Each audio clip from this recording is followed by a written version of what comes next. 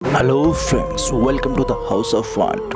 दोस्तों, ये कहानी असम के पहाड़ों में बसे एक खूबसूरत गांव की है। लेकिन कहा जाता है कि इस गांव में जाने के लिए आपको एक रास्ते से होकर गुजरना पड़ता है, जिस रास्ते को सबसे भूतिया कहा जाता है। और ये रास्ता इतना खतरनाक है जिसमें आपकी जान भी जा सकती है। ये कहानी एक ऐसे भूतिया रास्ते की है जहाँ पर अगर कोई भी इंसान जाता है तो उसकी मौत हो जाती है। तो चलिए कहानी को शुरू करते हैं। मानव नाम का एक लड़का कुछ दिन पहले इस गांव में रहने के लिए आया था। उसने भी गांव वालों से इस रास्ते के बारे में सुना था, लेकिन मानव भूत प्रेत में विश्वास नहीं करता था। एक दिन वो रात को उसी रास्ते से अपनी बाइक पर शहर से लौट रहा था। उसकी पत्नी अर्चना भी उसके साथ थी। रात काफी ज्यादा हो चुकी थी और चारों तरफ सिर्फ काला अंधेरा ही अंधेरा था। तभी अचानक एक काली बिल्ली ने उसका रास्ता काट लिया। मानव ने जोर से ब्रेक लगाया, तभी वो काली बिल्ली उसकी बाइक के पास आ गई और मानव और अर्चना को गुर्राने लगी। दोनों बिल्ली को भगाने की कोशिश करते, लेकिन उस बिल्ली की गुर्राहट नहीं रुकती। गुर्राते हुए वो बिल्ली अचानक अर्चना के ऊपर चढ़ जाती है और भागने की कोशिश करती है, लेकिन तभी मानव उस बिल्ली को पीछे से पकड़ लेता है और अर्चना को उसके चंगुल से छुड़ा लेता है। इसके बाद मानव एक पत्थर उठाकर उस बिल्ली को मारता है, जिससे बिल्ली जोर से गुर्राती है और सामने वाले पेड़ की तरफ भागती है। उसके बाद अचानक से गायब हो जाती है।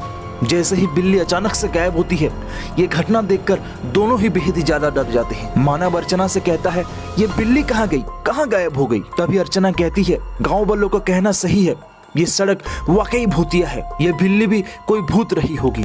तब मानव कहता है, ये जंगल का रास्ता है, यहाँ तो जंगली बिल्लियां और जानवर होते ही हैं। अर्चना कहती है, जरूर रहे होंगे, लेकिन उन्होंने किसी पर इस तरह से हमला नहीं किया होगा। चलो चलो, अब जल्दी यहाँ से निकल जाओ, कहीं ऐसा ना हो जाए फिर कोई जानवर आ जाए। मानव मोटरसाइकिल चालू करता है और जैसे ही अपने बाइक की हेडलाइट ऑन करता है, तभी मानव देखता है कि सड़क पर बहुत सारे गहने और सोने के सिक्के गिरे हुए हैं। लेकिन ये नजारा अर्चना को दिखाई नहीं देता है, ये नजारा सिर्फ और सिर्फ मानव को दिखाई देता है। अर्चना कहती है, अब किस बात का इंतजार कर रहे हैं, यहाँ से जल्दी चलिए, हम किसी परेशानी में ना पड़ जाएं।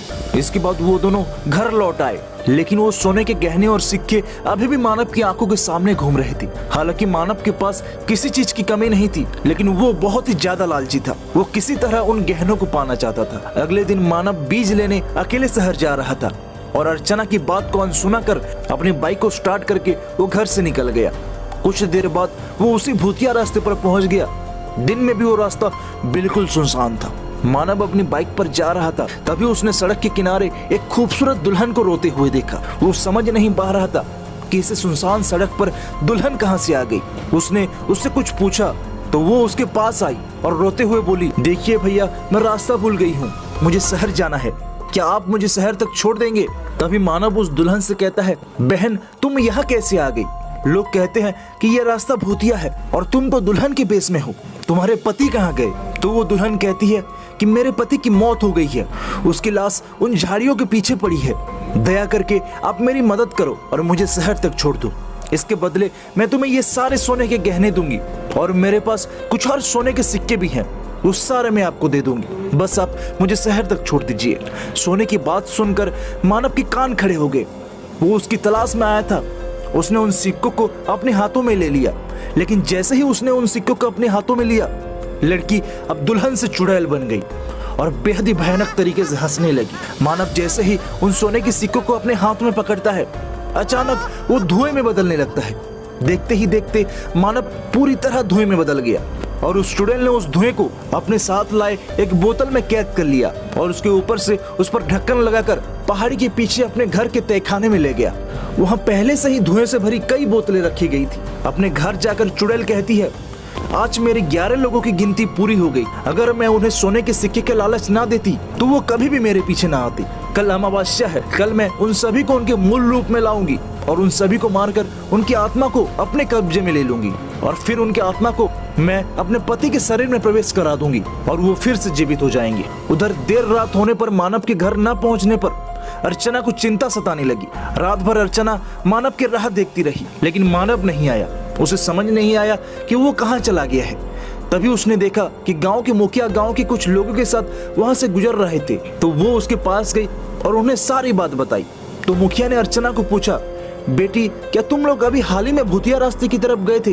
तो अर्चना ने कहा, हम शहर से आते वक्त उसी भूतिया रास्ते से होकर आए थे, लेकिन मेरे पति के वापस न आने के पीछे इस बात का क्या लेना देना? तो मुखिया ने कहा, बेटी मैंने पहले ही आगाह किया था कि वो एक भूतिया रास्ता है। वो चुड़ैल सोने के गहने और सिक्कों का लालच में लोगों को मार डालती है। शायद तुम्हारे पति भी उन सोने के लालच में फिर से उस रास्ते से गया होगा। शायद तुम्हारा पति भी उन सोने के लालच में फिर से उस रास्ते से गया होगा और इस बार वो उस चुड़ैल के चंगुल में फंस गया होगा। अब भगवान ही बचा सकते हैं तुम्हारे पति को। ये सुनकर अर्चना जोर जोर से रोने लगी। दोस्तों, ये था इस कहानी का पहला भाग। अगर आप इसके दूसरे भाग के बारे में जानना चाहते हैं, जिसमें बताया गया है कि उस चुड़ैल ने मानव और बाकी 10 लोगों के साथ क्या किया, तो इस वीडियो पर ज्यादा से ज्यादा कमेंट करें और ऐसे ही amazing haunted and horror stories के डेली अपडेट के लिए चैनल को तुरंत सब्सक्राइब करें।